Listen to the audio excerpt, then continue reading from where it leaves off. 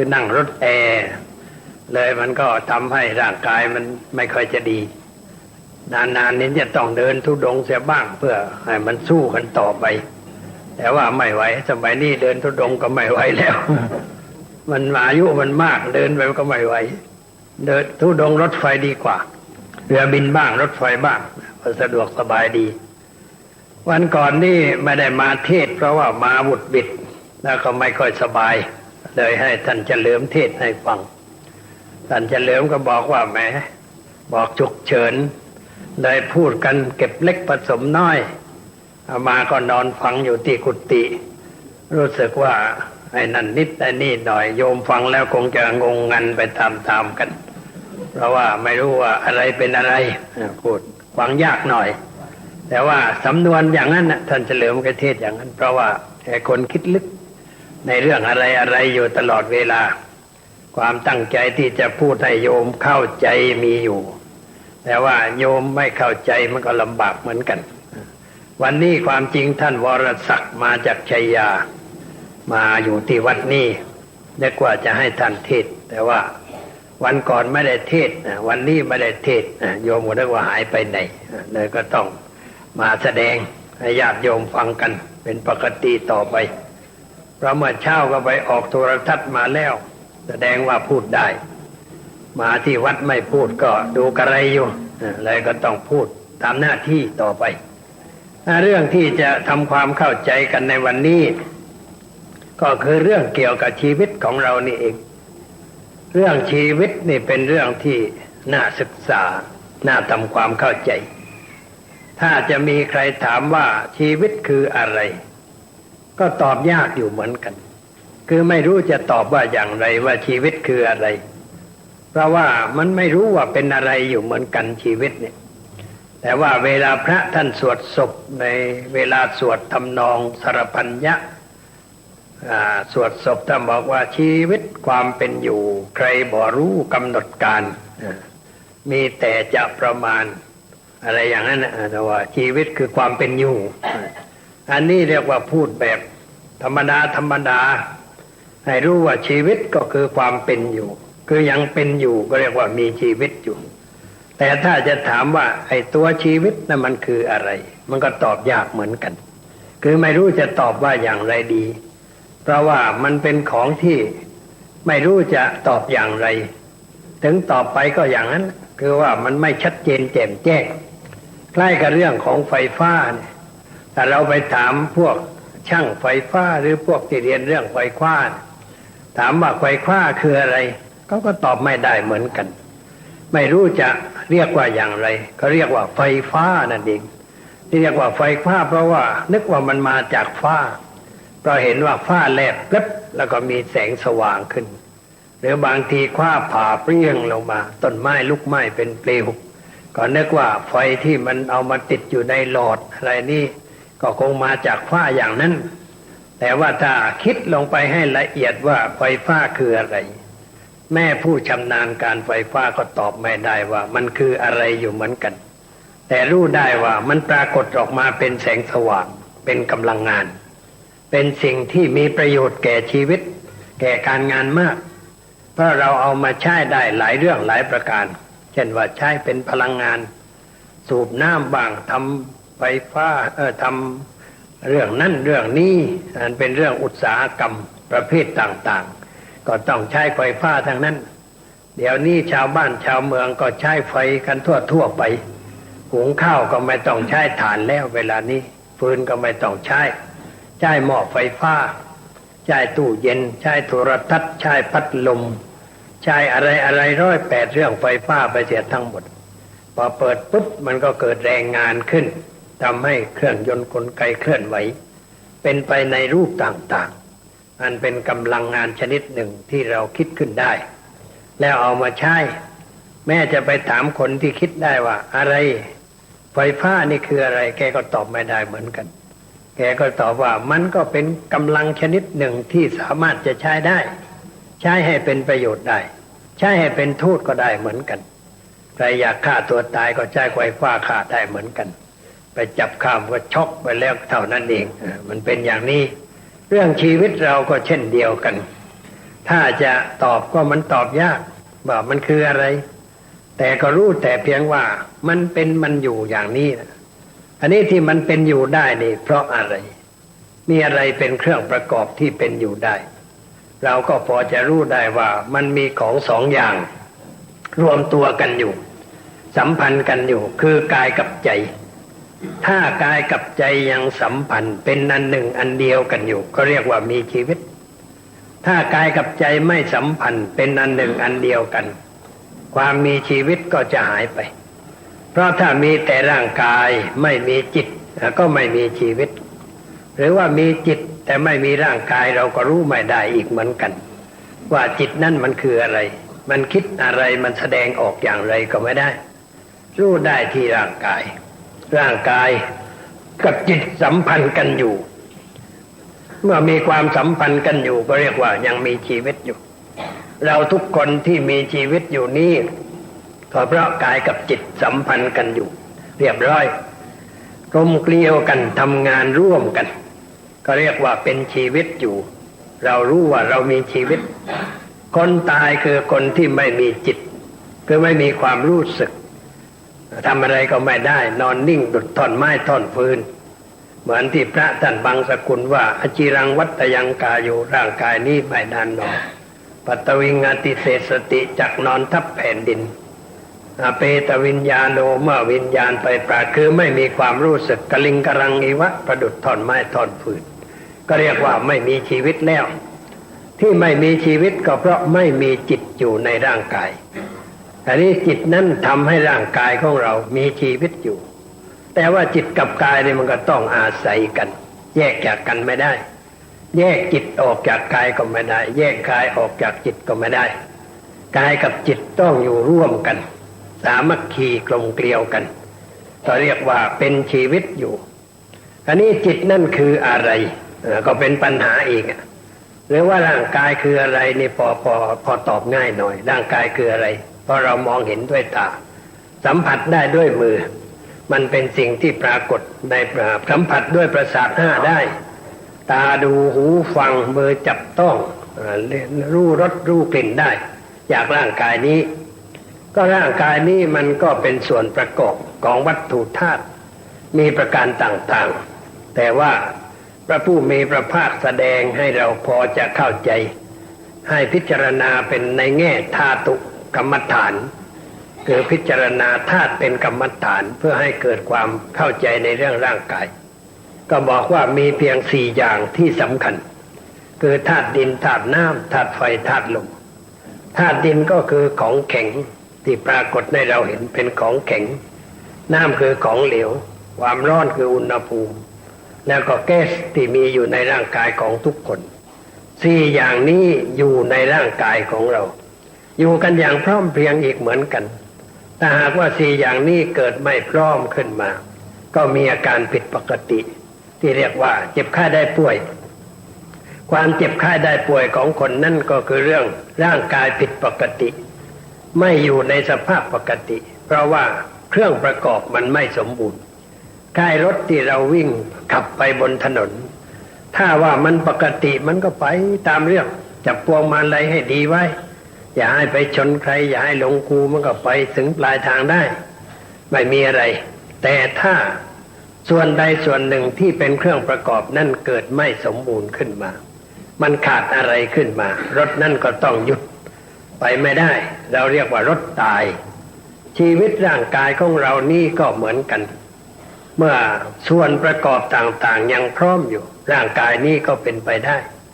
คือยังใช้ได้อยู่แต่ว่าลำพังร่างกายมันก็ใช้อะไรไม่ได้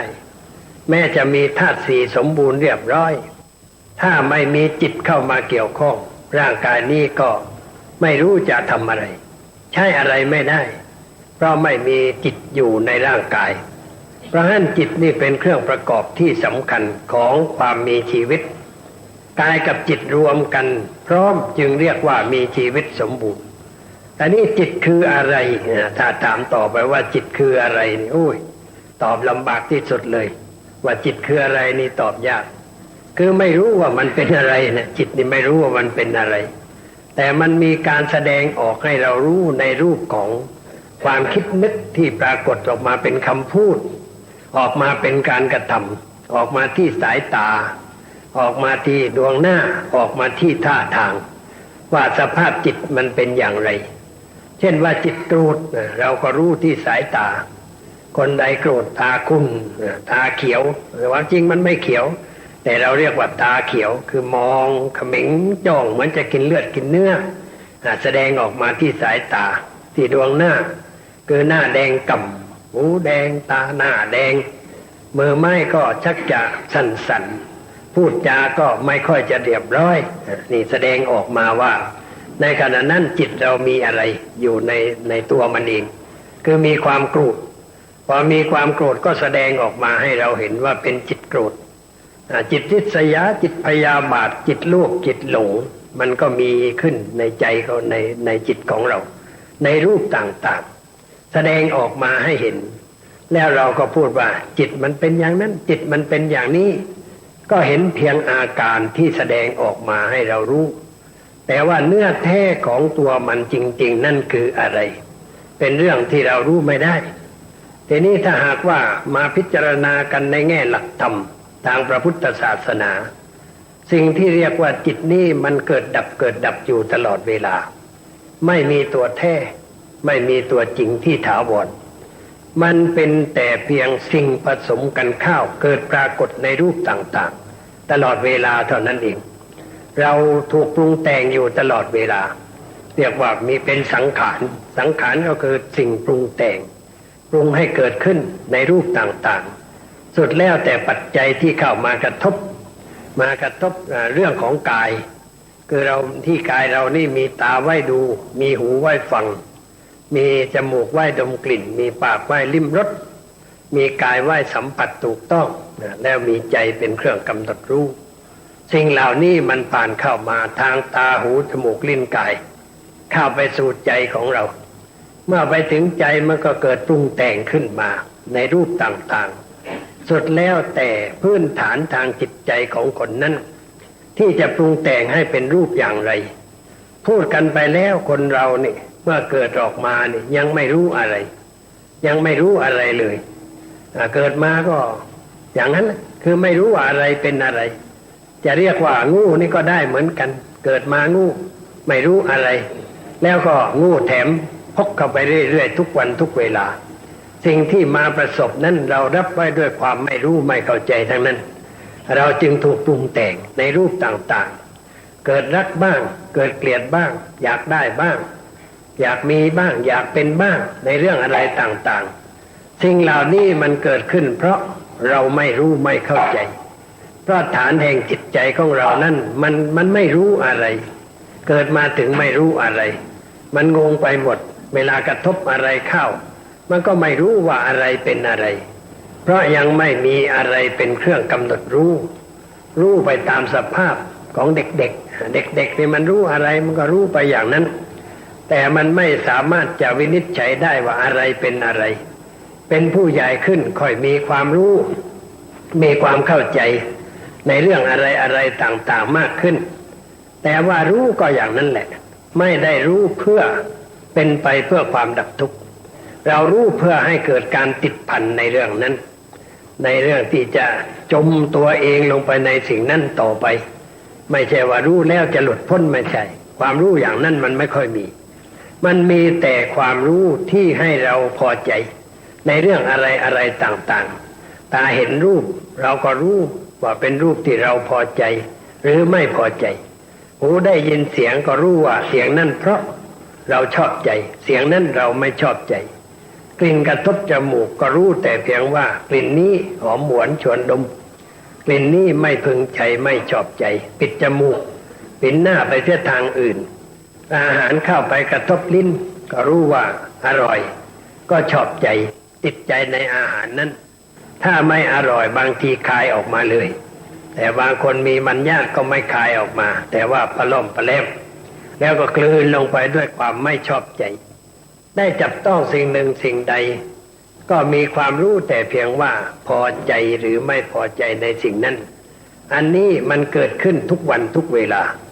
สิ่งที่เกิดขึ้นอย่างนี้มันสะสมไว้ในใจของเรา สะสมไปในรูปต่างๆถ้าสะสมในรูปที่เพลิดเพลินยินดีก็เรียกว่าเป็นราคะเรียกว่าราคานุสัยหรืออนุสัยที่เรียกว่าราคะอนุสัยนี่หมายความว่าสิ่งที่ตกตะกอนนอนอยู่ในก้นของสิ่งนั้นเหมือนกับน้ำที่เราใส่ไว้ในโอ่งใส่ไว้นานๆเข้ามันมีตะกอนแม้ว่าน้ำนั้นจะสะอาดในสายตาของเราแต่เมื่อเราเอาไปใส่ไว้ในนานๆมันก็มีตะกอนตกอยู่ก้นโอ่งตะกอนนั่นคือสิ่งสกปรกเป็นดินบ้างเป็นผงบ้างเป็นใบไม้บ้างเป็นอะไรบ้างมันตกลงไปเป็นตะกอนตกตะกอนอย่างนี้ภาษาธรรมะเรียกว่าอนุสัยอันนี้คนเรามันมีอนุสัยเช่นว่าเรารับสิ่งที่ชอบใจเห็นรูปก็พอใจได้ยินเสียงพอใจได้กลิ่นพอใจได้รสพอใจได้สัมผัสถูกต้องก็พอใจความพอใจนั้นมีมากขึ้นในใจของเรามันก็ตกตะกอนอยู่ในใจของเราว่าเราชอบใจอะไรเพราะฉะนั้นความชอบใจของคนเรานี่จึงไม่เหมือนกันอาหารที่ชอบก็ไม่เหมือนกันสีที่ชอบก็ไม่เหมือนกันรูปที่ชอบก็ไม่เหมือนกันสิ่งสัมผัสถูกต้องที่เราชอบใจมันก็ไม่เหมือนกันเพราะว่าพื้นฐานที่ตกตะกอนอยู่นั่นมันไม่ตรงกันแล้วมันตกตะกอนมาเรื่อยๆตั้งแต่เริ่มจำอะไรได้มันเป็นเด็กเล็กๆเนี่ยมันก็ค่อยเริ่มจดจำสิ่งอะไรไว้เก็บไว้ในใจของมันถ้ามันชอบมันก็แสดงออกว่าพอใจไม่ชอบก็แสดงออกว่าไม่พอใจอันนี้ถ้าส่วนที่พอใจเนี่ยมันตกตะกอนมากๆก็เรียกว่ามีราคะนุสัยมีราคะตกตะกอนคือเป็นไปในรูปกำหนัดยินดีเพลิดเพลินสนุกสนานในเรื่องนั้นๆยังเห็นว่าคนเราเนี่ยบางคนชอบลิเกบางคนชอบหนังบางคนก็ชอบฟังเพลงสมัยใหม่แต่บางคนก็ชอบฟังเพลงแบบโบราณเพลงไทยเดิมก็ชอบบางคนชอบดนตรีแจ๊สบางคนก็ชอบพิณพาทย์เสียงมันเย็นหน่อยบางคนก็ชอบอังกะลุงหรือว่าดนตรีไทยหรือดนตรีชาวเอเชียของอินเดียของจีนมันเย็นๆทั้งนั้นนะแต่ถ้าเป็นดนตรีฝรั่งก็มันแสบแก้วหูหน่อยแต่ว่าคนบางคนก็ชอบเพราะว่าเขาเก็บสิ่งนั้นไว้ในใจเป็นอนุสัยนอนเนื่องอยู่ในใจของเขาในเรื่องนั้นเรื่องรูปเรื่องเสียงเรื่องกลิ่นเรื่องรสเรื่องเรียกว่ารสนิยมที่เราพูดว่ารสนิยมไม่เหมือนกันเพราะว่าการสะสมไว้ในใจมันไม่เหมือนกันหรืออยู่ในสิ่งแวดล้อมไม่เหมือนกันก็ชอบไม่เหมือนกันเช่นอาหารคนหนึ่งก็ชอบอย่างหนึ่งคนหนึ่งก็ชอบอย่างหนึ่งนี่พระที่มาประชุมกันนี่ชอบปลาล่ามากเหลือเกินวันไหนโยมทำปลาล่าไปแล้วเรียบเลยเรียกว่าตักกันหมดทุกทีแต่ถ้าของอื่นก็ไม่ค่อยชอบเท่าไหร่แต่ว่านั่นคือสะสมความชอบปลาล่าไว้ในใจแล้วบางคนชอบแกงอังเลบางคนก็ชอบแกงเหลืองบางคนก็ชอบแกงนั่นนี่มันสะสมไว้เป็นพื้นฐาน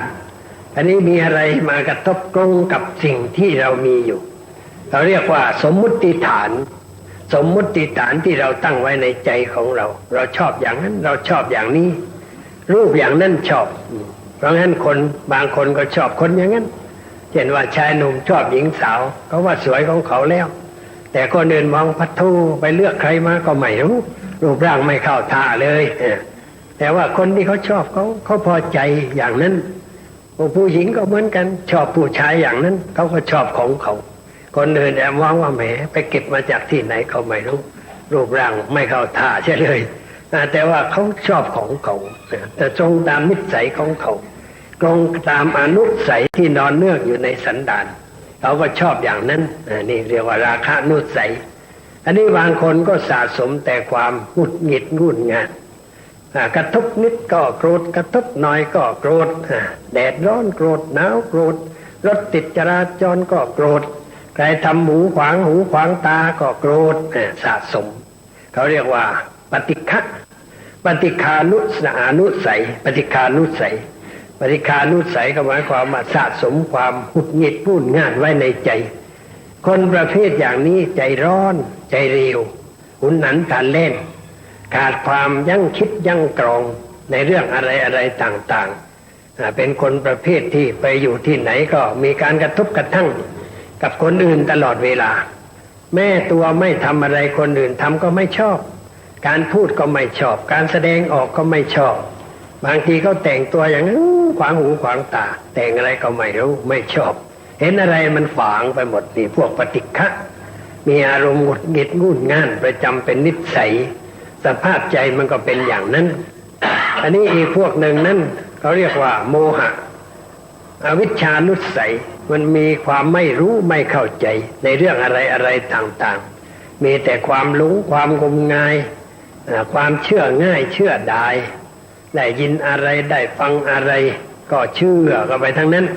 ใครเขาบอกอะไรก็เชื่อแล้วก็ถูกใครชักจูงไปได้ตามความปรารถนาเพราะเป็นคนประเภทเชื่อง่ายมีอวิชชาหรือโมหะเป็นพื้นฐานทางจิตใจว่ากันไปแล้วคนเราทั่วไปนั้นถ้ายังไม่ได้อบรมบ่มจิตใจให้ถูกต้องก็มีความเชื่อที่โน้มน้อมไปในทางเชื่อง่ายเยอะมากอยู่ไม่ใช่น้อย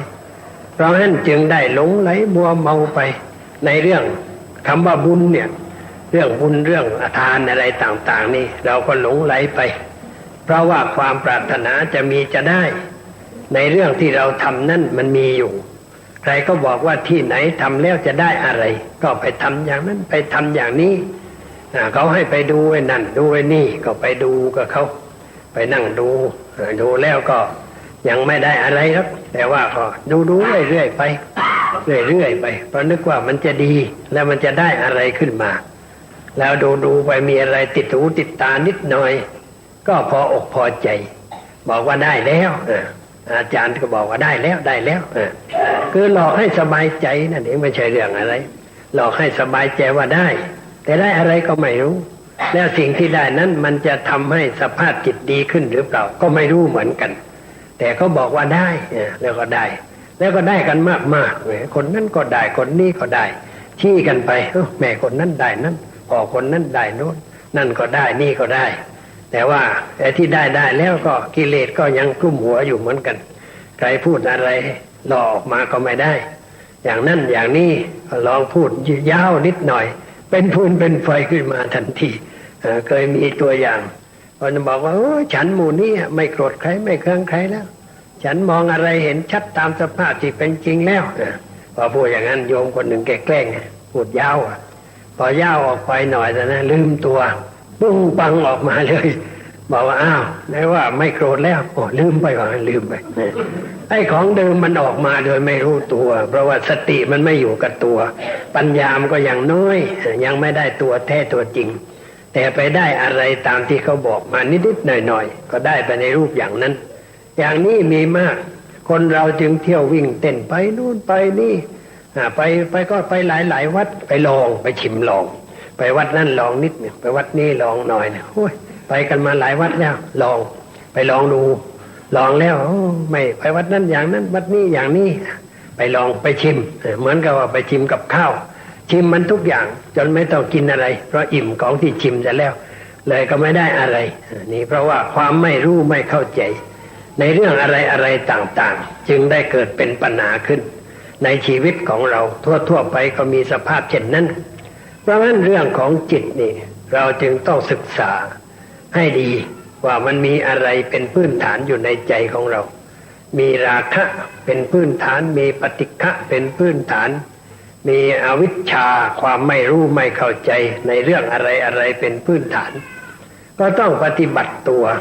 คือว่าเอาธรรมะเข้ามาเกี่ยวข้องกับชีวิตกับธรรมะต้องอยู่ด้วยกันถ้าชีวิตปราศจากธรรมะชีวิตนั้นจะไม่มีความสงบสุขเพราะไม่มีธรรมะเป็นหลักคุ้มครองจิตใจเราจึงมาแสวงหาธรรมะเหมือนกับญาติโยมเนี่ยที่มาฟังธรรมกันทุกวันอาทิตย์นี่ก็มาเพื่อแสวงหาธรรมะเอามาไว้เป็นเครื่องประคับประคองจิตใจเอามาแก้ไขปัญหาชีวิตที่มันเกิดขึ้นเพื่อถอนตนออกจากความทุกข์เวลาเราสวดมนต์ลงท้ายก็ว่าเพื่อถอนตนออกจากความทุกข์เหมือนกันเราจึงต้องศึกษาเรื่องธรรมะเพื่อเอาธรรมะมาแก้สิ่งเหล่านี้แก้สภาพจิตของเราให้จิตของเราคิด ในเรื่องถูกแล้วก็พูดเรื่องถูกทำเรื่องถูกเมื่อคิดถูกพูดถูกทำถูกความสุขสงบมันก็เกิดขึ้นในใจของเราแต่ถ้าเราคิดผิดพูดผิดทำผิดเพราะไม่รู้ไม่เข้าใจในเรื่องเหล่านั้นถูกต้องตามสภาพที่เป็นจริงเราก็ต้องมีปัญหาเรื่อยไปเวลามีปัญหาอะไรเกิดขึ้นมันก็เสียอยู่อีกอย่างหนึ่งคือเสียตรงที่ว่าเราไม่ยอมรับรู้ว่าสิ่งนั้นเกิดในใจของเราเรานึกว่าสิ่งอื่นทำให้เราเกิดขึ้นมาไปโทษสิ่งภายนอกไม่โทษตัวเองไม่มองด้านในเลยไม่รู้ความจริงของสิ่งที่เกิดขึ้นในทางปฏิบัติธรรมะพระพุทธเจ้าชี้ชัดลงไปทีเดียวว่าให้มองด้านในคือมองที่ใจของเราอะไรอะไรมันอยู่ที่ใจคอยกำหนดรู้อยู่ที่ใจว่าอะไรเกิดขึ้นอะไรตั้งอยู่อะไรดับไปสิ่งนั้นมีอะไรเป็นเหตุเป็นตัวการให้เกิดขึ้นต้องค้นที่ตัวเราที่ใจของเราตัวของเรานั่นก็คือร่างกายกับใจนะแต่ว่าร่างกายนี่ไม่ต้องค้นมากก็ได้เพราะเรื่องทั้งหลายมันเกิดจากใจทั้งนั้นความสุขก็เพราะว่าใจเราคิดให้เป็นสุขเกิดความทุกข์ก็เพราะใจเราคิดให้เป็นทุกข์เสียใจก็เพราะเราคิดในเรื่องที่เราเสียใจเพราะเราไม่ได้สมใจหรือว่าคาดหวังไปเราก็เสียใจเสียดายเพราะไม่ได้ดังใจหรือว่าเป็นทุกเรื่องอื่น เกิดขึ้นในใจของเราก็เพราะว่าเราไม่เข้าใจในเรื่องนั้นแล้วมันก็เกิดซ้ำแล้วซ้ำอีกเป็นทุกข์แล้วเป็นทุกข์อีกเสียใจแล้วเสียใจอีกแต่ถ้าสังเกตสักหน่อยก็รู้ว่ามันแสดงซ้ำละครฉากนี้มันเคยเกิดขึ้นในใจของเราเช่นเราเคยโกรธกี่ครั้งกี่หนแล้วเคยโลภกี่ครั้งกี่หนเคยหลงไหลในเรื่องอะไรกี่ครั้งกี่หนเคยริษยาใครบ้างเคยทำอะไรแก่ใครบ้างมันก็เป็นเรื่องซ้ำซากทำไมจึงได้ทำซ้ำซากอยู่อย่างนั้นก็เพราะไม่รู้ไม่เข้าใจในเรื่องนั้นว่ามันคืออะไรมันเกิดขึ้นแล้วมันให้อะไรแก่เราเราควรจะจัดการกับสิ่งนั้นอย่างไรเราไม่เข้าใจเรื่องนั้นก็เกิดซ้ำแล้วซ้ำอีกแล้วบางคนก็เกิดแรงโกรธรุนแรงโกรธรุนแรงความอยากรุนแรงความหลงรุนแรงริษยารุนแรงก็เรียกว่าสุดโต่งเลยเป็นสายสุดแรงทั้งนั้นคนอย่างนี้ก็เรียกว่าอารมณ์รุนแรงอารมณ์มันไม่แรงอารมณ์คือสิ่งที่มากระทบตาหูจมูกลิ้นกายใจมันก็ธรรมชาติมันเองมันเป็นอย่างนั้นแหละแต่ว่าใจเรามีความรู้สึกต่อสิ่งนั้นรุนแรงเวลาโกรธก็โกรธรุนแรงเวลาเกลียดก็เกลียดเฉลือเกินถึงบทรักก็แหมรักสุดสวัสดิ์ขัดใจเลยทีเดียวอันนี้พอไม่ได้สมใจไม่ได้สมปรารถนาก็มีความทุกข์รุนแรงอีกเหมือนกันนี่ชีวิตประเภทอย่างนี้เราเรียกว่าไม่เดินสายกลางแต่มันตึงไปในทางที่เรียกว่าเป็นกุศลอกุศลไปในทางอกุศลคือในทางไม่ดีมันก็เป็นเหตุให้เกิดความเสียหายเพราะความคิดของคนเรามันก็มีสองแบบคือแบบที่เป็นกุศลหมายความว่าในด้านดีด้านที่ให้เกิดความสบายใจเป็นสุขทางใจด้านอกุศลก็คือด้านที่มันทำให้เกิดมืดมัวเร่าร้อนในทางจิตใจด้วยประการต่างๆเป็นเรื่องฝ่ายอกุศลมันเกิดขึ้นในใจของเรามันมีสองเรื่องนี้ไอ้เรื่องอื่นมันก็ไม่มีอะไรมีทางนี้บางทีก็เป็นกุศลเช่นว่าเราเกิดมีความดีขึ้นในใจศรัทธาจะไปวัดจะศึกษาธรรมะจะปฏิบัติธรรมะมีเมตตาปราณีต่อเพื่อนมนุษย์หวังจะทำสิ่งต่างๆที่เป็นประโยชน์เป็นความสุขแก่คนอื่นอย่างนี้เรียกว่าเป็นฝ่ายกุศลแต่บางทีก็คิดไม่ชอบคนนั้นไม่ชอบคนนี้คิดประทุษร้ายคิดเบียดเบียนเขาหรือว่ามีความโลภมีความโกรธมีความหลงรุนแรงเกิดขึ้นในจิตใจก็เรียกว่าเป็นฝ่ายอกุศลอกุศลมันก็เป็นฝ่ายมืดฝ่ายดำแต่ถ้าเป็นกุศลก็เป็นฝ่ายขาวฝ่ายดีทำให้จิตใจเราสบายขึ้นหน่อยแต่ก็ยังไม่ดีแท้ถ้าเราติดอยู่ในของสองอย่างนั้นมันก็ยังไม่ถูกต้องคือติดกุศลก็ไม่ได้ติดอกุศลก็ไม่ได้ติดบุญก็ไม่ได้ติดบาปก็ไม่ได้ต้องทำใจให้เป็นกลาง คือให้มีปัญญารู้เท่าสิ่งนั้นตามสภาพที่เป็นจริงรู้ทันต่อสิ่งนั้นรู้เท่าต่อสิ่งนั้นว่าสิ่งนั้นคืออะไรมันเกิดขึ้นตั้งอยู่อย่างไรแล้วมีอะไรเป็นรอยไว้ในใจของเราเราต้องศึกษาให้มันละเอียดให้รู้ว่ามันมีรอยอะไรประทับไว้ในใจของเรารูปกระทบตาเกิดความรู้สึกทางตารูปตาความรู้สึกทางตารวมกันเข้าเป็นปัสสะแล้วก็เกิดความรู้สึกยินดียินร้าย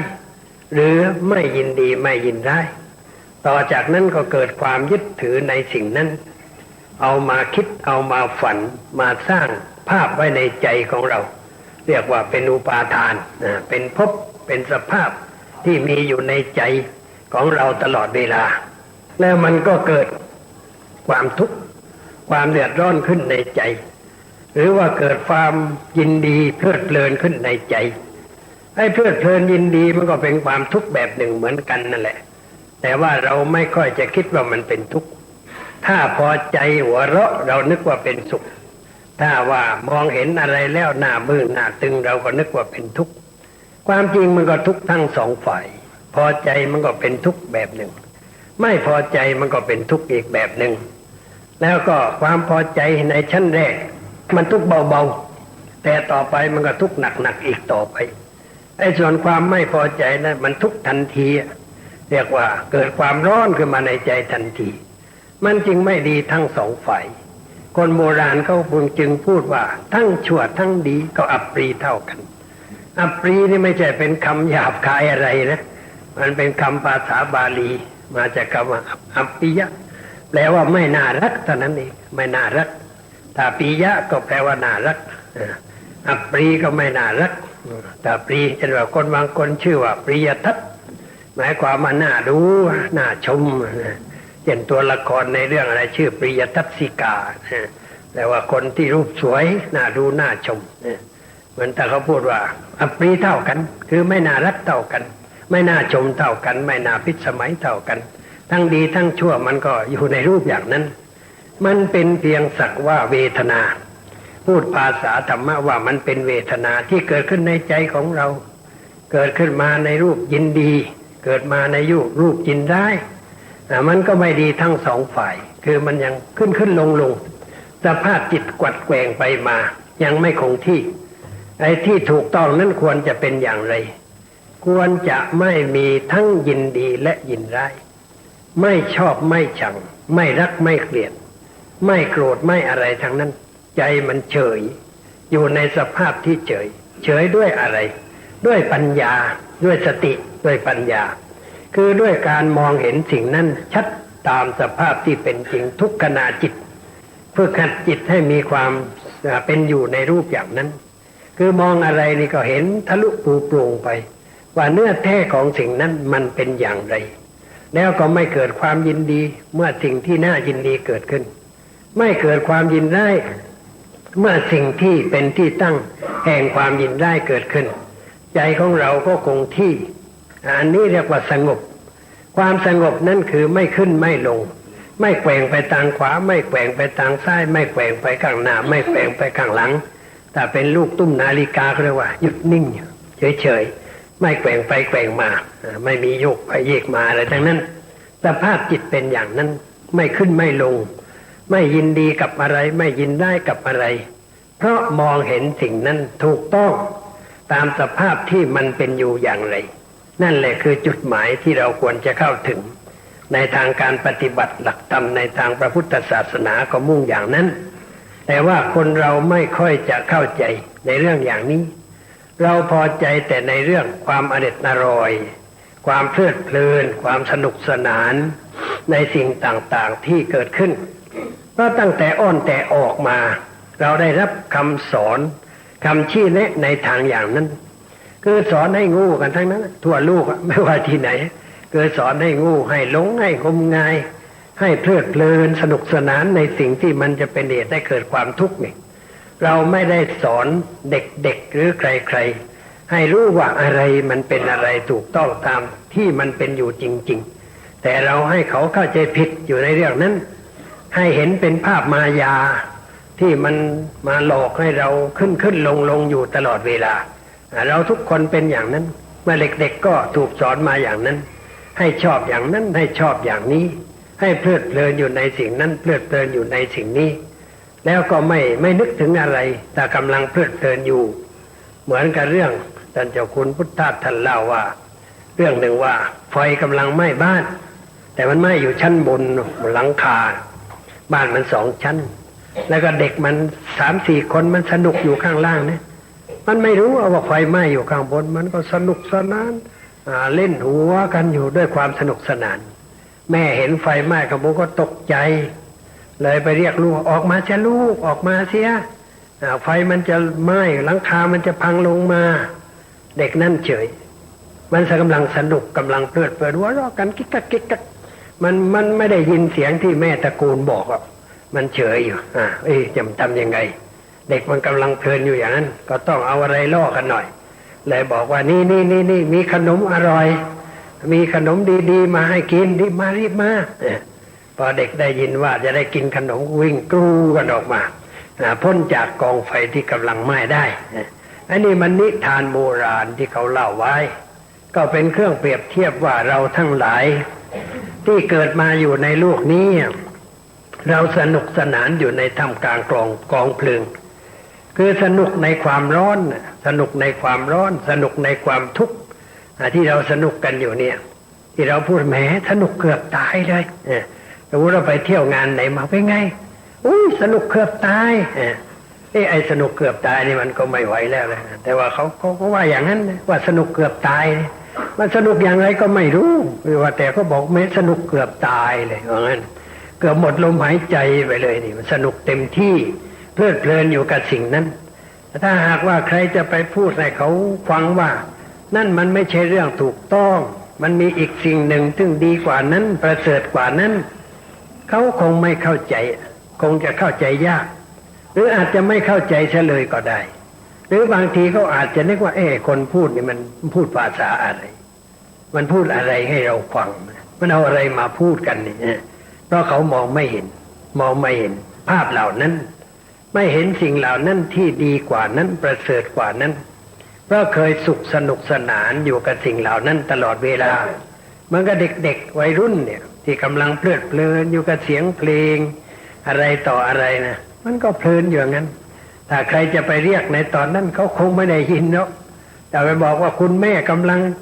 เจ็บหนักพาไปโรงพยาบาลมันอาจจะไม่ได้ยินก็ได้มันอาจจะยุ่งอยู่กับเสียงเพลงที่เขาร้องเต้นแรงเต้นกาให้ดูอยู่นะเพลิดเพลินสนุกสนานก็ไปไม่ได้ในสภาพอย่างนี้หมายความว่าชาวโลกทั่วไปนี่กำลังเพลิดเพลินสนุกสนานอยู่กับสิ่งที่เขาเข้าใจว่าอร่อยเพลิดเพลินด้วยประการต่างๆตลอดเวลาถ้าใครมาพูดเรื่องนั้นว่ามันมีสิ่งอื่นที่ดีกว่านั้นเขาอาจจะฟังไม่เข้าใจอันนี้แหละพระผู้มีพระภาคเจ้าของชาวเราทั้งหลายเวลาได้ตรัสรู้แล้วเนี่ยก็ทรงพิจารณาว่าธรรมะที่พระองค์ได้ตรัสรู้นี่มันลึกล้ำคัมภีรภาพเหลือเกินละเอียดอ่อนเหลือเกินน่ากลัวว่าพูดแล้วคนจะไม่เข้าใจพูดแล้วเขาจะฟังไม่รู้เรื่องอันแรกนึกอย่างนั้นแต่ทีหลังมาก็นึกได้ว่าคนมันมีหลายชั้นสมองความคิดความอ่านของคนก็มีหลายแบบคนที่พอจะสอนได้ก็ต้องมีที่พอดึงไปได้ก็ต้องมีที่จะพูดเข้าใจได้ทันทีก็ต้องมีต้องลองดูก่อนเลยก็เสด็จไปลองสอนปัญจวัคคีย์ทั้ง5ที่ไปสอนปัญจวัคคีย์เดินทางเสียไกลนะจากพุทธกยาไปปาราณสีนี่ไม่ใช่ใกล้ๆความจริงควรจะมุ่งไปสู่กรุงราชคฤห์ก็มันอยู่ใกล้แล้วนะตรงนั้นกับราชคฤห์อยู่ใกล้ควรจะไปโปรดพระเจ้าพิมพิสารได้แต่ว่าต้องไปทดสอบวิชากันก่อนว่าสิ่งที่ได้รู้ได้เข้าใจนี่พูดแล้วคนฟังจะรู้เรื่องหรือไม่จะเข้าใจหรือไม่จึงไปต้องทดสอบสอนปัญจวัคคีย์เมื่อสอนปัญจวัคคีย์ก็ได้ความรู้ว่าเข้าใจอย่างน้อยๆก็ประโกนทัญญะเข้าใจพอเทศจบลงนี้เขาเข้าใจว่าอะไรเป็นอะไรคือเข้าใจว่าสิ่งทั้งหลายเกิดจากเหตุ จะดับก็เพราะเหตุดับก่อนนี่เรียกว่าได้หลักการใหม่ขึ้นในวงการฝ่ายจิตฝ่ายวิญญาณเป็นหลักการใหม่ที่พระองค์ได้ค้นพบเมื่อเอามาพูดแล้วท่านโกณทัญญะเข้าใจอีกสี่รูปนั้นยังงงอยู่ยังไม่เข้าใจยังไม่ได้อะไรยังงงอยู่ก็ต้องสอนต่อไปอีก4 วันพอสอนไปพระท่านเหล่านั้นก็เข้าใจความหมายของสิ่งที่พระองค์ได้ตรัสรู้แล้วก็ไปเทศอนัตตลักษณสูตรคือในเรื่องเกี่ยวกับความไม่มีตัวไม่มีตนให้ฟังอีกทีหนึ่งท่านเหล่านั้นก็เข้าใจทรงพอพระทัยว่ามีคนรู้มีคนเข้าใจการตรัสรู้ของเราจะไม่เป็นหมันแต่จะเกิดประโยชน์แก่มหาชนชาวโลกที่มีดวงตามีปัญญาที่พอจะมองเห็นอะไรได้เลยตั้งใจว่าจะไปสอนต่อไปประดิษฐานพระพุทธศาสนาให้ตั้งมั่นอยู่จนกระทั่งถึงพวกเราทุกวันนี้ทีนี้พวกเราในปัจจุบันนี้เนี่ยเรียกว่านับถือพระพุทธศาสนาแต่ว่าถ้าเอาจับหลักธรรมมาจับกันให้ดีแล้วน่าตกใจอยู่เหมือนกันหรือว่าพระพุทธเจ้าเกิดขึ้นมาเรียกว่าฟื้นขึ้นมาสักนาจากอะไรต่ออะไรนะเรียกว่าตื่นขึ้นมาเห็นข้าวคงจะตกใจเหมือนกันตกใจว่าเอ๊ะนี่อะไรนี่ศาสนาอะไรนี่รูปอะไรก็ทำไว้นี่คนไม่ทำอะไรสั่นอะไรกรกแกรกกรกแกรกทำไมจุดไฟมากมายอย่างนั้นโอ้ยทูบเทียนควันขโมงเหมือนกับเผาโบสถ์เผาศาลานี่เขาทำอะไรกันพระพุทธเจ้าคงจะงงเหมือนกันนะมาเห็นพวกเราก็ทำอะไรต่างๆแปลกๆคงจะงงหรือว่าไปสู่สำนักบางสำนักนี่มันสอนอะไรนี่นี่คำสอนเอามาจากไหนนี่มาจากคัมภีร์ไหนนี่เอามาสอนกันนี่ไม่ใช่ของฉันนี่ทำไมเขามาสอนกันแล้วทำไมคนมากมายอย่างนี้โอ้แหมตื่นกันจริงๆของใหม่ๆนี่คนตื่นกันจริงๆพระองค์คงจะแปลกประหลาดในเรื่องอย่างนี้มากมายเพราะได้เห็นสิ่งที่มันไม่เหมือนเก่าไม่เหมือนที่พระองค์ได้วางไว้ได้สอนไว้ค่อยเปลี่ยนไปแต่แขนงออกไปมากๆเข้าจนไม่รู้ว่าไอ้ต้นเดิมมันเป็นอะไรต้นเดิมเป็นอย่างไรไปเสียแล้วนี่มันเป็นอย่างนี้ก็เพราะว่าการศึกษาที่แท้จริงไม่ได้สนใจศึกษาเพื่อให้รู้ให้เข้าใจอย่างจริงจังแล้วไม่ได้เอามาใช้ในชีวิตประจำวันเพื่อแก้ไขปัญหาชีวิตนี่จึงทำให้มีอะไรแปลกๆต่างๆนานาครูบาอาจารย์เขาตั้งลัทธิของตัวขึ้นแล้วก็สอนลูกศิษย์ในยึดติดในตัวนั่นแหละไม่ในสำนักของตัวนะไม่ให้ไปสำนักอื่นต่อไปให้ติดอาจารย์บ้างติดคำสอนบ้างอะไรบ้างซึ่งมันไกลจากหลักการของพระพุทธเจ้านี่พระพุทธเจ้าเองไม่ต้องการให้ใครติดพระองค์ด้วยซ้ำไปแต่ว่าใครจะมาเอาพระองค์เป็นหลักอยู่พระองค์ไม่ได้เธอต้องปฏิบัติธรรมเพื่อให้เข้าถึงเนื้อแท้ของธรรมะอย่ามายึดร่างกายตถาคตเป็นที่พึ่งเพราะร่างกายนี้มันของเปื่อยเน่าไม่คงทนไม่ถาวรอะไรจะเอามาเป็นที่พึ่งได้อย่างไรพระเจ้าประเสนติโกศลไปคว้าพระพุทธเจ้าก้มลงจุบที่ขวาเท้าพระพุทธเจ้านะด้วยความเคารพเนี่ยพระพุทธเจ้าบอกว่าทำไมหมาบอพิษมาจุบขวาเท้าตถาคตที่เป็นของสกปรกเนี่ยท่านก็ประกาศความเลื่อมใสในหลักธรรมนะด้วยประการต่างๆแต่ว่าคำที่พระองค์ตรัสกับพระเจ้าประเสนนั้นเป็นเครื่องแสดงว่าร่างกายนี้ไม่ใช่สิ่งที่จะเข้าถึงแต่มีอีกสิ่งหนึ่งซึ่งลึกกว่านั้นซึ่งเราควรจะเข้าถึงสิ่งนั้นมีอยู่เป็นอยู่ตลอดเวลาไม่ได้สูญหายไปไหนแม้พระองค์พระพุทธเจ้าที่เป็นเนื้อเป็นหนังนิพพานไปแล้วแต่สิ่งนั้นไม่ได้นิพพานไปเป็นสิ่งที่ยังอยู่กับเราทั้งหลายถ้าเรามองให้ซึ้งฟังให้ดีคิดให้ละเอียดเราจะได้เข้าถึงจุดนั้นเข้าถึงสิ่งนั้นได้เป็นสิ่งที่จะช่วยให้เรามีชีวิตสดใสขึ้นมีความสงบขึ้นตามสมควรแก่สภาพของการปฏิบัติอันนี้เป็นเรื่องที่สำคัญที่อยากจะชี้ลงไปว่าเราทั้งหลายที่เป็นพุทธบริษัทนี่ต้องเป็นผู้รู้จริง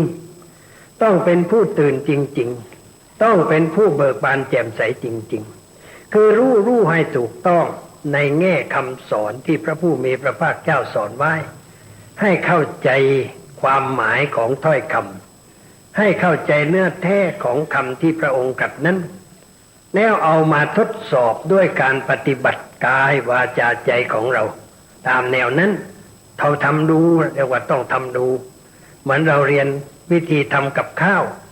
เรียนแล้วไม่ทำมันก็ไม่รู้ว่าอร่อยหรือไม่อร่อยอันนี้ต้องเอามาทำดูปรุงดู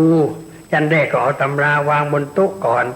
อันนั้นใส่เท่านั้นชั่งกันให้วุ่นวายไปนะสมัยก่อนคุณยายคุณป้าทั้งหลายก็ไม่มีเครื่องชั่งแล้วก็หยิบใส่แต่แกงอร่อยกินหมดหม้อกันทุกรายนะอันนี้ต้องตักตวงเท่านั้นตักเท่านี้บางทีต้องมีเครื่องด้วยนะชั่งวัดอะไรกันให้วุ่นวายไปแปลว่าขาดความชำนาญเพราะยังต้องอาศัยมาตรเป็นเครื่องวัดอยู่ยังไม่เก่งนี่เราคนที่เก่งก็ว่าหยิบใส่เรียบร้อยรู้ประมาณว่าอะไรควรเท่าไหร่ทดสอบทำดูพอทำดูแล้วรับทานแล้วจะได้อันนี้จะได้อร่อยเราลิ้นเราชอบไหมแต่เราชอบคนเดียวมันก็ไม่ได้อีกต้องไปให้คนอื่นทานดูเป็นไงเข้าทีอร่อยดีจะได้แล้ววิธีทำกับข้าวนั้นใช้ได้แล้วจันใดในเรื่องธรรมะที่พระผู้มีพระภาคเจ้าทรงแสดงไว้เราก็ต้องเอามาคิดมากรองให้ละเอียดรอบคอบแล้วเอามาใช้เป็นหลักปฏิบัติในชีวิตประจำวันของเราปฏิบัติในเรื่องอะไรปฏิบัติควบคุมความคิดของเราให้อยู่ในระบอบที่มันถูกต้องอย่าให้คิดวุ่นวายอย่าให้คิดในทางร้อนทางเป็นทุกข์ทางเศร้าหมองใจด้วยอะไรต่างๆพูดง่ายๆว่าอยู่ในโลกโดยไม่ต้องปวดหัวนี่ไม่ต้องเป็นทุกข์ขนาดปวดหัวมัวตานี่ญาติโยมเคยปวดหัวไหมนั่งกลุ้มใจจนปวดหัวนี่กลุ้มใจจนนอนไม่หลับนี่อาการที่เกิดขึ้นเช่นนั้นแสดงว่าเรายังไม่ฉลาดในกระบวนการของชีวิตเรายังไม่รู้อะไรอันเป็นแนวทางปฏิบัติที่ถูกต้องจึงได้มีอาการปวดหัวมัวตาหรือมีอาการนอนไม่หลับเป็นทุกอย่างนั้นอย่างนี้นั่งกลุ้มใจด้วยเรื่องนั้นเรื่องนี้กลุ้มไปทำไมเรื่องอะไรที่จะต้องกลุ้มปรุงไม่ได้วางไม่ได้แล้วก็ทุกเรื่อยไปซ้ำแล้วซ้ำอีกละครฉากเดียวกันนะมันแสดงแล้วแสดงอีกอยู่ในเวทีคือจิตของเราไม่รู้จักปิดฉากกันเสียทีแล้วก็ไม่รู้จักว่าจะปิดฉากอย่างไรแหมเปิดอยู่ตลอดเวลาแสดงเรื่อยอยู่ไม่รู้จักปิดมันก็เป็นทุกข์แย่ไปนี่แหละก็เรียกว่าเป็นทุกข์เจียนตายหรือว่าเป็นทุกข์จนตายไอ้สนุกจนตายนี่มันแบบหนึ่งไอ้เป็นทุกข์เจียนตายนี่มันก็เป็นอีกแบบหนึ่งนี่เราไม่ควรจะนั่งเป็นทุกข์อย่างนั้นให้บอกกับตัวเราบ่อยๆว่าเป็นชาวพุทธไม่ควรจะนั่งเป็นทุกข์นอนเป็นทุกข์เดินเป็นทุกข์เป็นชาวพุทธต้องเป็นผู้รู้ว่าสภาพจิตของเราเวลานี้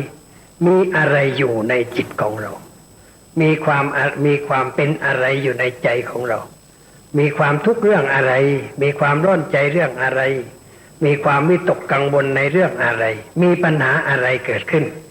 ให้คิดให้เข้าใจคิดแล้วต้องสะสางปัญหานั้นอย่าให้มันเรื้อรังอยู่ในใจของเราต้องสะสางให้มันทะลุปลุกโปร่งไปเลยให้มันเข้าใจในสิ่งนั้นถูกต้องว่าอะไรเป็นอะไรแล้วมันจะไม่เกิดซ้ำอีกต่อไปเพราะเรารู้จักหน้าตามันเรียบร้อยแล้วมันก็ไม่มานะเหมือนขโมยจำหน้าได้มันก็ไม่มานะแต่ว่าขโมยเดี๋ยวนี้มันอาจจะมาถึงฆ่าเจ้าทรัพย์เฉยเลยแต่ว่ากิเลสนั้นแต่เรารู้จักหน้าตามันดีแล้วมันก็ไม่มีโอกาสจะมารบกวนเราอีกต่อไปเราจึงต้องใช้สติใช้ปัญญาเป็นเครื่องพิจารณาไว้ตลอดเวลาคอยดูใจของเราไว้กำหนดที่ใจนะเรียกว่าเอาใจมาดูใจนั่นเองใจก็คือใจตัวแรกก็ไม้สติไม้ปัญญาแล้วก็ดูความคิดของเราที่มันเกิดขึ้นในขณะนั้นว่ามันเกิดอะไรขึ้นเกิดโลภะในรูปในเรื่องอะไรสิ่งนั้นมันคืออะไรเป็นสิ่งที่น่าจะอยากได้อยากมีไหมอยากจะเป็นไหมมันโกรธอะไรโกรธคนนั้นคนนั้นคือใครทำไมเราไปโกรธเขาทำอะไรให้เราโกรธเขาทำอะไรให้เราโกรธถามตัวเองเขาว่าอย่างนั้นไอ้คนที่มันแสดงอาการอย่างนั้นเป็นคนฉลาดหรือเป็นคนโง่เราก็ตอบได้ว่าเป็นคนโง่นะ แล้วถ้าเราไปโกรธคนโง่ใครโง่กว่าใครเราถามตัวเราว่าใครโง่กว่าใครคนนั้นทำให้เราโกรธเนี่ยมันโง่อยู่แล้วแล้วเราไปโกรธมันอีกแล้วใครโง่กว่าใครกูโง่กว่ามันได้แล้วนี่แต่รู้สึกว่ากูโง่กว่ามันโง่ทำไมเรามันต้องฉลาดกว่าคนนั้นสิเพราะคนนั้นมันโง่นี่แล้วทำไมเราไปโง่กว่ามันอีกเราไม่ควรจะเป็นที่สองของใครในเรื่องความโง่แต่เมื่อมันโง่แล้วเราจะไปเป็นโง่คนที่สองทำไมเราควรจะฉลาดเนี่ยฉลาดก็ไม่โกรธสิฉลาดก็ไม่เกลียดคนนั้นดิแต่ว่ามีความเมตตาต่อคนนั้นขึ้นมาฝ่ายกุศลมันเกิดแม้หน้าเมตตาหน้าสงสารจะทำยังไงให้คนนั้นมันไม่แสดงอาการอย่างนั้นเราจะสอนมันยังไงจะพูดกับเขาอย่างไรเพื่อให้คนนั้นได้รู้ว่าสิ่งนั้นมันไม่ถูกไม่ต้องไม่เหมาะที่จะพึงกระทำจะทำอย่างไรนี่จิตเป็นกุศลตัวนี้มันเป็นกุศลเกิดขึ้นแล้วเราหาทางช่วยเหลือเขาเราก็ไม่ต้องไปโกรธเขาบ่อยๆบางคนโกรธบ่อยๆเหมือนคนที่เป็นนายโกรธคนใช้โกรธทุบคนใช้อะไรอยู่ใกล้ก็ตีมันเลยตีมันไอ้เวลางานแล้วไม่เอาไหนกินแล้วมากินมากมาเล่าให้อาตมาฟังอามาบอกว่าถ้าเขาฉลาดกว่าคุณนายเขาก็ไม่เป็นมาคนใช้ของเราหรอกเราจะไปเข็นมันอะไรนักหนาเพราะว่ามันโง่มันมาจากบ้านนอกมันไม่รู้ประสีภาษาแล้วไอ้เราที่ไปโกรธเด็กคนนั้นนะมันจะโง่กว่าเด็กคนนั้นนะคิดดูให้ดีนะพอบอกไปอย่างนั้นเกิดปัญญาขึ้นมาทีหลังไม่ดูเด็กคนนั้นแล้วค่อยๆสอนค่อยๆบอกค่อยเตือนไปรู้สึกตัวขึ้นมาคนเรามันทำอะไรโดยไม่รู้ว่าเราโง่เลยไม่รู้ว่าเรามันเป็นอะไรขึ้นมานี่เราไม่รู้แล้วก็นี้ก็ทำเรื่อยไปโกรธเรื่อยไปด่าเขาเรื่อยไปทำให้เขาเจ็บทั้งกายทั้งใจทำบ่อยๆเดี๋ยวมันโกรธขึ้นมามั่งเลยแต่คนชายผู้หญิงก็ไม่กันไรไอ้คนชายผู้ชายทำอะไรมันบ่อยๆมันเกิดอารมณ์ขึ้นมาปุ้งก็เรียบร้อยได้ไปวัดกันตอนนั้นเองมันก็ไม่ได้เรื่องอย่างนี้ไม่ได้เราจะไปทำอย่างนั้นเราต้องทึกว่ามีอะไรเกิดขึ้นอะไรต้องตั้งปัญหาถามอะไรมันเกิดขึ้นในใจของเราเราก็รู้ไม่ต้องไปถามใครรู้ว่าความโกรธใครโกรธไอ้เด็กคนใช้มันทำอะไรให้โกรธมันทำไม่ถูกไม่ต้องไอ้คนทำไม่ถูกไม่ต้องนี่ควรโกรธมันเลยเพราะว่ามันยังไม่รู้นี่แล้วเราสอนมันแล้วหรือยังมันมาอยู่ใหม่มาฝากตัวกับเราเป็นคนใช้แล้วเราสอนมันหรือเปล่ายังไม่ได้สอนนะไม่ได้สอนใครผิดนะกูผิดเองแล้วผิดครั้งแรกแล้วผิดครั้งที่สองอีกไปโกรธเขาอีกโกรธไม่พอไปทุบเขาอีกยิ่งผิดใหญ่นี่แต่มันไปบอกตำรวจก็มีเรื่องขึ้นโรงพักหนังสือพิมพ์ลงข่าวว่าคุณนายบ้านนั่นตีหัวคนชายเสียชื่อใหญ่โตแหมไปกันใหญ่แล้วไม่ได้การแล้วมากูนี่มันเลือกใหญ่แล้วต้องเลือกทีมันก็รู้ตัวขึ้นมันก็เลือกได้ก็ไม่โมโหโทโสต่อไปอะไรอื่นก็เหมือนกันไม่ว่าอะไรที่มากระทบจิตของเราเกิดอะไรเกิดความรักอะไรชอบอะไรรักจนเป็นทุกข์มันเด็กหนุ่มเด็กสาวเนี่ยรักจนเป็นทุกข์กินไม่ได้นอนไม่หลับถ้าไม่มีเธอฉันอยู่ไม่ได้แล้วทำไมเมื่อก่อนอยู่ได้เพิ่งมาอยู่ไม่ได้ก็ไม่กี่วันนี้เองอันนี้มันเป็นความโง่แบบหนึ่งไม่ใช่เรื่องอะไรนะมันความโง่นะแต่ว่าคือไม่มีใครบอกใครรู้ว่ามันเป็นความโง่อันนี้ก็เป็นเรื่องสำคัญถ้าหากว่าเราซื่อตรงต่อเขารักเขายอมตายมันได้เรื่องอะไรรักจนตัวตายแล้วตายแทนตายได้มันก็ไม่ได้เรื่องอะไรไม่ได้ตายเพื่อธรรมะอะไรนี่ถ้าตายเพื่อธรรมะมันค่อยยังชั่วหน่อยสู้เพื่อธรรมะยังชั่วมีคนยายคนหนึ่งอยู่พัทลุงคุณยายเยื่อนชื่อเยื่อนแม่เยื่อนนะจะบวชลูกชายก็บอกลูกว่าลูกจะบวชแล้วนะเวลาทำฝันอย่าเอาเหล้ามากินกันนะลูกนะไหนจะบวชแล้วให้มันเป็นบุญเป็นกุศลจริงจังหน่อยให้ลูกมันก็ดื้อมันก็ไปเอาเหล้ามาเลี้ยงเพื่อนเต้นรำสนุกสนานพรุ่งนี้จะบวชแล้ววันนี้สนุกไม่เต็มที่หน่อยคุณแม่เข้าไปห้ามมันก็ไม่รู้เรื่องคุณแม่ก็เลยประท้วงเรียกว่าเพื่อธรรมะประท้วงเพื่อธรรมะไปถึงก็ทำให้ตัวตายไปเลยกินยาตายแม่ตายเลยไม่ต้องบวชลูกวันนั้นแม่ตายซะก่อนแต่ว่าการตายของแม่คนนี้ก็เรียกว่ายังดีอยู่เรียกว่าตายประท้วงธรรมะตายเพื่อธรรมะอันนี้ตายประท้วงธรรมะ ไม่ใช่ตายเพราะเรื่องอื่นเรียกว่าลูกมันไม่เอาไหนล่ะอยู่มันก็ทำไมยอมตายจะดีกว่าอย่างนี้มันพอใช้ได้แต่ว่าอย่าตายดีกว่าอยู่ต่อไปสอนลูกดีกว่าไอ้คุณแม่เยื่อนแกก็ทำแต่ว่ามันไม่ถูกแล้วไปตายจะทำไมควรอยู่ได้สอนลูกต่อไปอย่างนี้มันก็จะใช้ได้เราจึงต้องคิดต้องกรองในเรื่องปัญหาชีวิตอยู่ตลอดเวลาอะไรเกิดขึ้นก็ต้องมีสติมีปัญญาคอยกำกับไว้แล้วก็ไม่เกิดอารมณ์อะไรขึ้นไม่โกรธไม่เกลียดไม่ริษยาไม่พยาบาทไม่ใจร้อนใจเร็วใจเย็นเย็นใจเย็นเย็นบอกตัวเองไว้แล้วค่อยคิดค่อยกรองค่อยจัดเรื่องมันก็ไม่มากมันไม่ยืดยาวสิ่งทั้งหลายก็จะเรียบร้อยและถ้าเราทำอย่างนี้บ่อยๆความสุขจะเกิดขึ้นในชีวิตของเราเป็นสุขที่ไม่มีทุกข์นะเรียกว่าไม่มีทุกข์ต่อไปก็เรียกภาษาชาวบ้านว่าเป็นสุข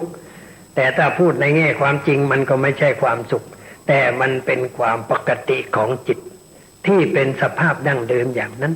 สมมติชื่อว่าเป็นสุขก็แล้วกันเพราะไม่เรียกอย่างนั้นก็ไม่รู้จะเรียกอย่างไรก็เรียกว่าเป็นสุขถาวรอยู่ในจิตใจของเราตลอดไปเพราะเราตั้งใจประพฤติดังที่กล่าวดังได้แสดงมาก็พอสมควรแก่เวลาขอยุติไว้แต่เพียงเท่านี้ต่อไปนี้ก็ขอเชิญญาติโยมนั่งสงบใจเป็นเวลา5 นาทีนั่งสงบใจนั่งตัวตรงหลับตาเสียหน่อยดีแล้วหายใจเข้ายาว